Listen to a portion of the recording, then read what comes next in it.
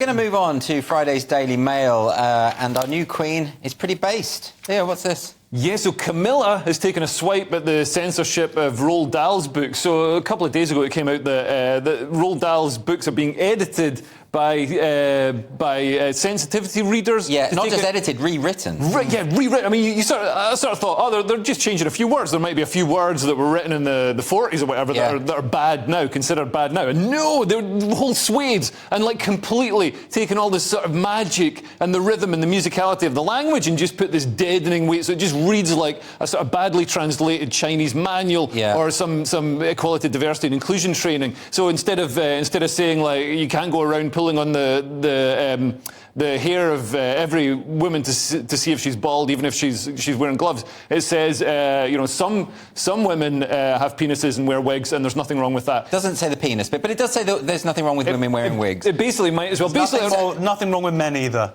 So thank you, Josh. Whoa, that's a hate crime. You said. What if the men are white? It's not just that it's bad prose and it's not funny, and obviously Dahl is very funny, and a lot of that depends on the rhythm. Yeah. And they've ruined all of that. But it's also just bringing in these moral messages that are very voguish. He's my favourite anti-Semitic writer. Yeah, there we go. And there's lots to choose from. Yeah, and no, it's ridiculous. But so she's telling the writers, don't let anyone curb your expression. What she should be telling is the publishing houses. Yeah, that's where you they need are to take the real your problem. But the problem the publishing houses have is that whenever something like this happens, it's the junior staff threaten to revolt.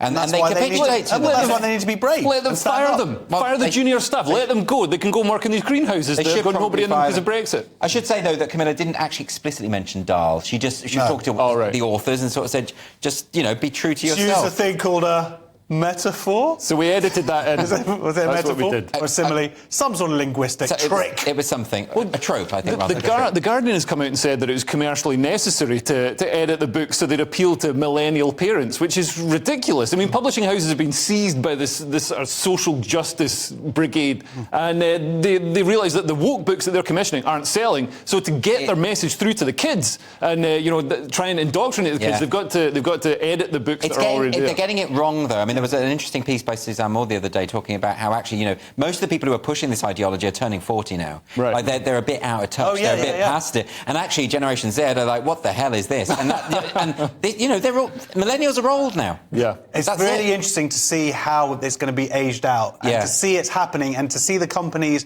and the industries that are still left behind slightly. I think the comedy industry is, but things like Netflix and things like that, they have caught up and they are now they're panicking because they can see the bottom line in a very immediate way. It's hugely changing. I mean, even like the satirical site The Onion, which has now gone full woke, refusing to satirise woke culture at all, and now it's lost all its... I mean, no one reads it anymore. It's terrible now.